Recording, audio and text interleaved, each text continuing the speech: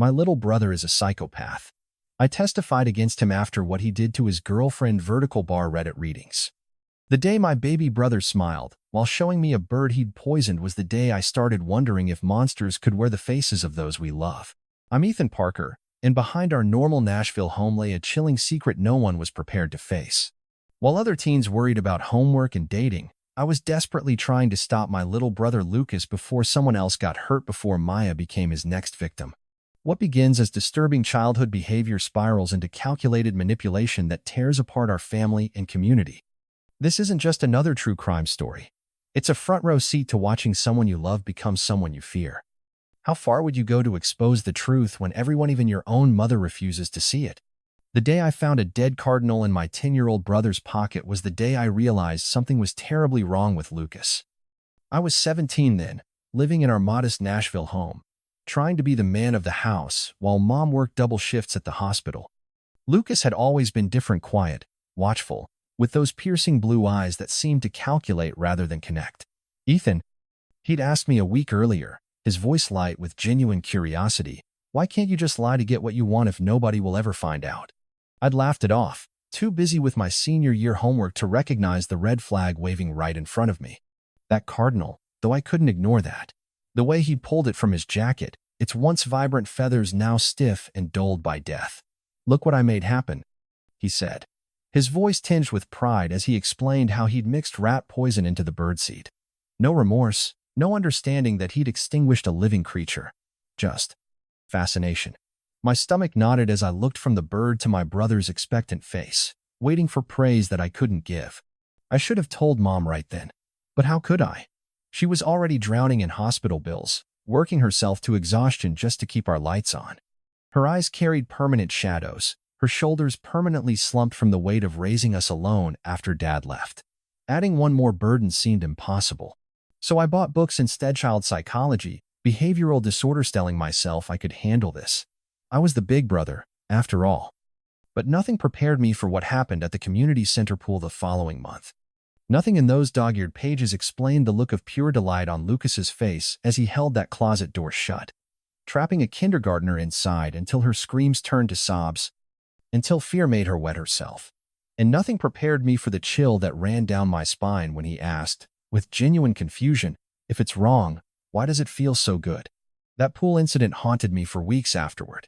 I couldn't shake the image of that little girl's terrified face or Lucas's casual shrug when I confronted him. "She made funny noises," was all he said, as if that explained everything. I knew then that whatever was happening with my brother went far beyond typical childhood mischief. This was something darker, something I couldn't handle with just some secondhand psychology books and good intentions. I started picking up extra shifts at the grocery store after school, saving every dollar that didn't go toward our bills. Mom noticed the dark circles under my eyes but assumed it was just senior year stress. How could I tell her that her youngest son might be what? A sociopath. The word itself felt like a betrayal. By summer, I had enough saved to take Lucas to Dr. Melissa Bennett, a child psychologist whose office was far enough from our neighborhood that no one would recognize us. I told Mom it was a summer program for gifted kids. Another lie in a growing collection. At first, it seemed like a miracle. Lucas started behaving better. No more dead animals, no more accidents, where neighborhood pets went missing. His teachers stopped calling. He even made a couple of friends on the basketball team I'd convinced him to join. For nearly 8 months, I allowed myself to believe we'd dodged whatever bullet had been heading our way. I started sleeping through the night again. I even applied to Tennessee State, thinking maybe I could commute from home instead of abandoning Mom with Lucas. Then came Dr. Bennett's urgent call. "Ethan, I need to see you immediately," she said, her typically calm voice edged with something I'd never heard before. Fear? When I arrived at her office, skipping my calculus final to get there, the look on her face confirmed my worst nightmares. "Lucas hasn't been getting better," she said, hands clasped so tightly her knuckles had gone white. "He's been studying me, learning exactly what responses will make me believe he's improving. He slipped up yesterday. He was proud, wanted me to appreciate his cleverness." I felt the floor drop out from under me. All this time, all this money, all this hope, and Lucas hadn't been healing.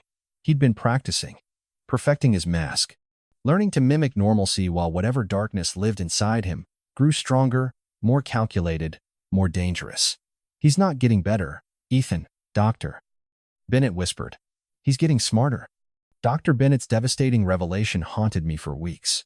He's getting smarter played on repeat in my mind as I watched Lucas with new eyes, searching for cracks in his performance. But the terrifying truth was that without knowing what I knew, you'd think he was just a normal 11-year-old boy. His mask had become nearly perfect. I began to doubt myself. Was I overreacting? Was I the problem, not Lucas? Then came Maya. Lucas burst through the front door one afternoon, his face lit with excitement I hadn't seen before. Ethan, look. He thrust his phone at me, screen displaying a photo of a girl with dark hair and a shy smile. I've got a girlfriend. Something in his expression seemed genuine, a spark of real emotion that gave me a flicker of hope. Maybe Dr. Bennett was wrong. Maybe Lucas was capable of normal connections after all. When Maya came over for dinner that Saturday, she was quiet but warm, with a nervous laugh and combat boots that didn't match her delicate features. I cooked Mom's famous chicken parmesan while she worked another 12-hour shift. Watching Lucas with Maya felt like glimpsing an alternate reality where my brother was just a regular kid with a first crush. They disappeared upstairs afterward, door open as I'd insisted. I cleaned the kitchen, allowing myself to imagine a future where Lucas outgrew whatever darkness had been lurking inside him. The scream shattered that fantasy like glass. I took the stairs two at a time, my heart hammering against my ribs. The scene in Lucas's bedroom burned itself into my memory. Maya pinned to the bed, clothes torn, tears streaming down her face, my brother's hands gripping her wrists with calculated precision. Her eyes found mine wide with terror and something worse. Betrayal. She'd trusted him. Trusted us. Lucas, stop. My voice didn't sound like my own. When I yanked him away, the look he gave me wasn't shame or remorse, it was annoyance at being interrupted. Pure, cold annoyance. In that moment, the truth hit me with crushing finality.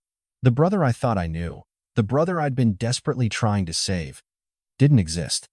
He was a performance, a carefully crafted illusion, and I'd been his most dedicated audience. As I drove a trembling Maya home, her borrowed clothes hanging loose on her small frame, she whispered, "I want to press charges." My grip tightened on the steering wheel. Saying yes meant destroying what was left of our family. Saying no meant becoming complicit in whatever Lucas would do next. The choice loomed before me, impossible yet inevitable. I want to press charges. Maya's words hung in the air between us like a verdict. In that moment, whatever remained of my normal life evaporated. I nodded, knowing there was only one right answer, even as I dreaded what would follow. "I'll support you," I promised, my voice steadier than I felt. The look of relief that washed over her face confirmed I'd made the right choice, however impossible the aftermath would be.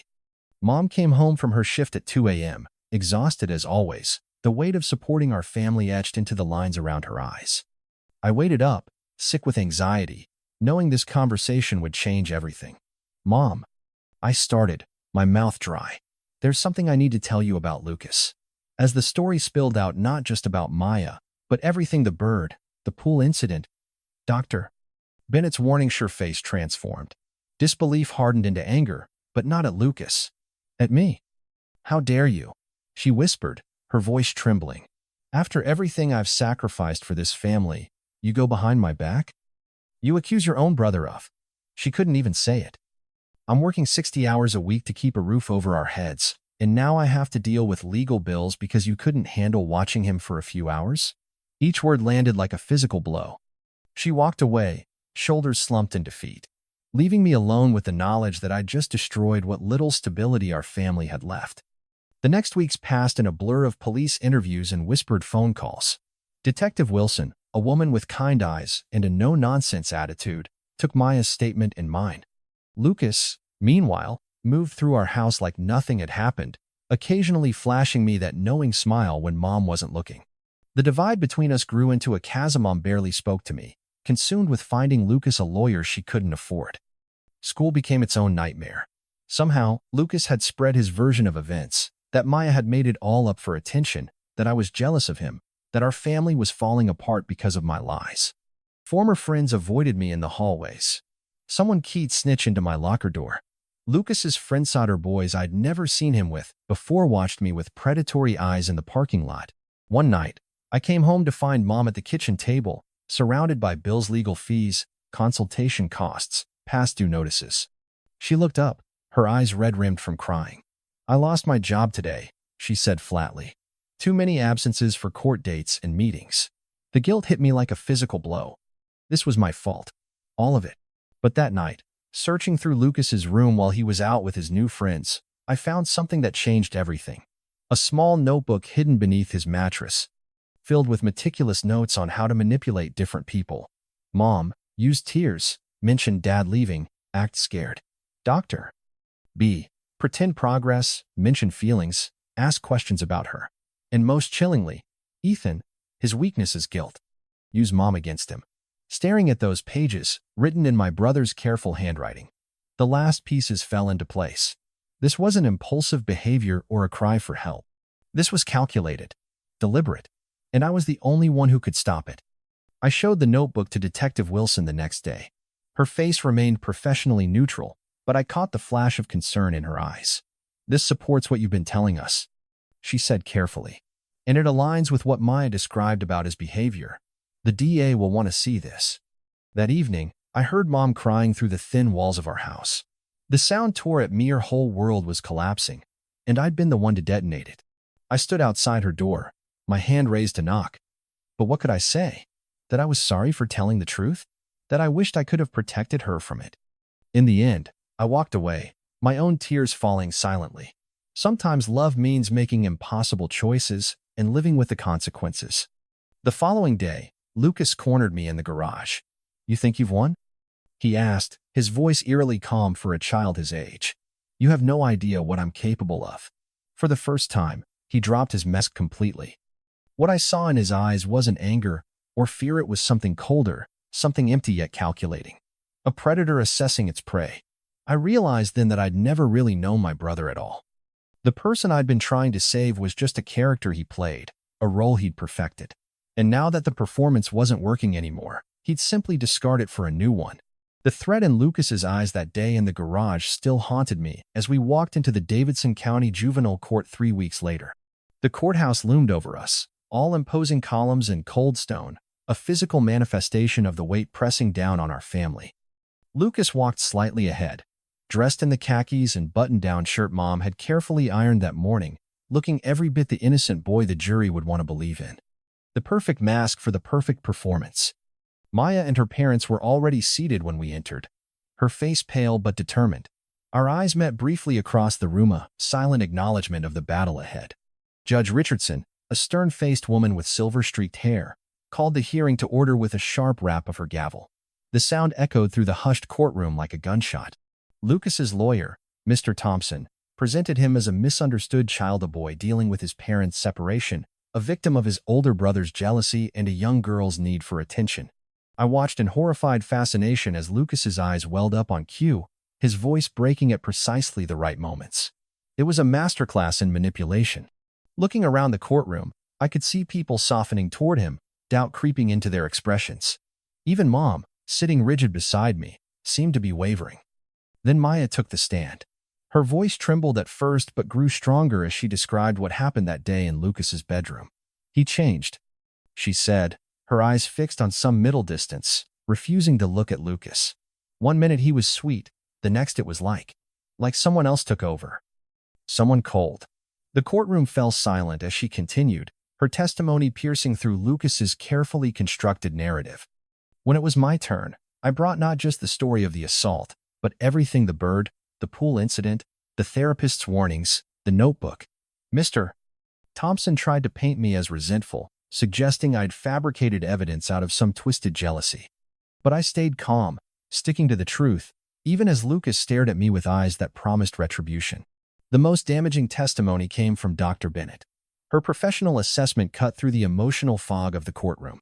"In my professional opinion," she stated with quiet authority, "Lucas displays concerning signs of conduct disorder with callous and unemotional traits. He understands right from wrong intellectually but lacks the emotional capacity to care about the harm he causes others." After all the testimony, Judge Richardson called a recess to consider her decision. We filed into the hallway, the tension between Mom and me as thick as ever. Maya approached, looking smaller somehow in her neat courtroom clothes. "Do you think she believed him?" she whispered. I couldn't lie to her. "I don't know. He's very convincing." She nodded, twisting a silver ring around her finger. Even knowing what he did, part of me still wants to believe him when he looks at me that way. Is that crazy? No, I said softly. That's exactly why he's dangerous. When Judge Richardson delivered her verdict, the courtroom fell silent. While I acknowledge your youth and potential for rehabilitation, she told Lucas, her gaze unwavering, I cannot ignore the seriousness of your actions or the concerning pattern of behavior described by multiple witnesses. She found him responsible for the charges and ordered 2 years probation with mandatory therapy, community service, and no contact with Maya. She also recommended a psychological evaluation to determine if more intensive intervention was needed. As we left the courthouse, I caught Lucas's expression when he thought no one was watching, not defeat or remorse, but calculation. This wasn't over. Not by a long shot. And somehow, I knew the worst was yet to come. The retaliation began the very next day. Maya called me in tears. Someone had spray-painted "liar" across her locker. Anonymous accounts flooded social media with vicious rumors. Maya had a history of false accusations. She was mentally unstable. She'd made everything up for attention. What stunned me wasn't just the cruelty, but the coordination. This wasn't random. Bullying, it was a calculated campaign. It's happening to me too, I told her, staring at my own defaced locker, the word snitch carved deep into the metal. Former friends avoided me in the hallways, whispering behind their hands as I passed. Someone slashed the tires on my car. The isolation was suffocating. That evening, I overheard Lucas on the phone, laughing with his friends. By next week, everyone will think she's the psycho, not me, he said, not bothering to lower his voice.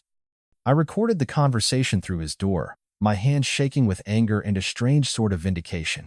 Here was proof, undeniable proof of the manipulation I'd been trying to expose. I sent the recording to Detective Wilson and Maya immediately. It wasn't much, but it was something concrete to fight back with. What I didn't expect was for things to escalate so quickly. By the end of the week, Maya had stopped going to school altogether, the harassment too intense to bear. I was barely holding on myself, showing up only because surrendering felt too much like letting Lucas win. Mom, meanwhile, was drowning. Bills piled up on the kitchen, table, legal fees, psychologist appointments, and now the school was suggesting Lucas might benefit from a special behavioral program. It all cost money we didn't have. I picked up a second job at the movie theater, but it was barely making a dent. One night, as I dragged myself home after a double shift, I found Mom at the table with those endless bills, something different in her expression. I spoke with Dr. Winters today, she said quietly, referring to Lucas's new psychologist. He asked me something that's been bothering me. She twisted her wedding ring, a nervous habit she'd never broken, even years after Dad left. He asked if Lucas has always been so skilled at getting people to do what he wants. The shift in her eyes told me everything. After all these months, all this pain, she was finally beginning to see the truth. And in that moment, I knew exactly what I had to do next. 1 year has passed since Lucas entered Riverside Youth Rehabilitation Center. The day we drove him there remains etched in my memory.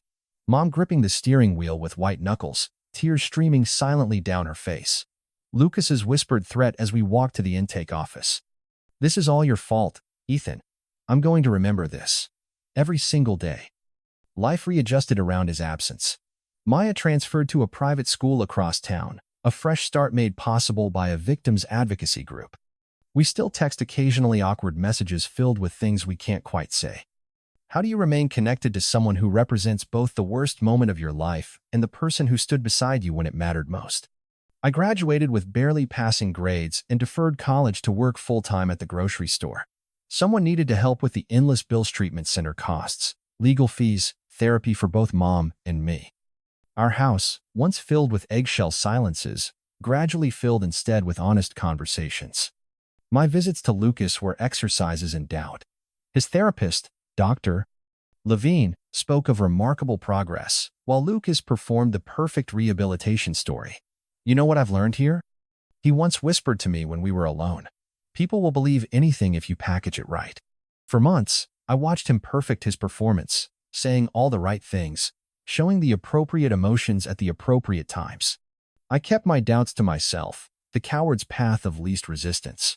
Then came a day, 7 months into his stay, when something unexpected happened. I found Lucas sitting alone, genuinely perplexed by his roommate's grief over a dead pet. I don't understand why he won't stop crying. Lucas said, "It's just a cat." But watching him, it made me feel weird. Like something was wrong with me, not him. For the first time, I saw something genuine in my brother's eyes. Confusion. Not the calculated confusion he'd perfected to manipulate, but a bewildered recognition of his own difference. His brain simply wasn't wired to experience emotional attachment the way most people did. And for perhaps the first time, he recognized that as a deficiency. "That feeling," I said carefully, "that something is wrong? That's actually progress, Lucas. Will I ever feel what they feel? What you feel?" The question held no manipulation, just rare, genuine curiosity. "I don't know," I answered honestly. But recognizing the difference is already more than most people with your condition ever achieve. At our one-year family session, Dr. Levine was measured but hopeful. Lucas has developed techniques to recognize and adapt to emotional situations, even when he doesn't naturally feel the emotions himself. "Is he cured?" Mom asked. "This isn't something that gets cured," Dr. Levine explained gently. "Lucas's brain is fundamentally different. What we've been doing is teaching him to recognize those differences and develop workarounds intellectual understanding where emotional understanding is limited." Lucas looked directly at Mom. "I still don't feel things the way other people do," he admitted. "But I'm learning to recognize what my actions do to others. I don't want to hurt people anymore." I didn't know if I believed him. That was the hardest part. I might never know if any moment of apparent growth was genuine or just another evolved manipulation. That night, I sat with my laptop, staring at the YouTube upload screen. For months, I'd been recording our journey, the broader truth about loving someone whose brain is wired differently, about the cost of silence and the price of speaking up. I titled the video, "The Darkness Within, My Brother's Secret," with a simple description.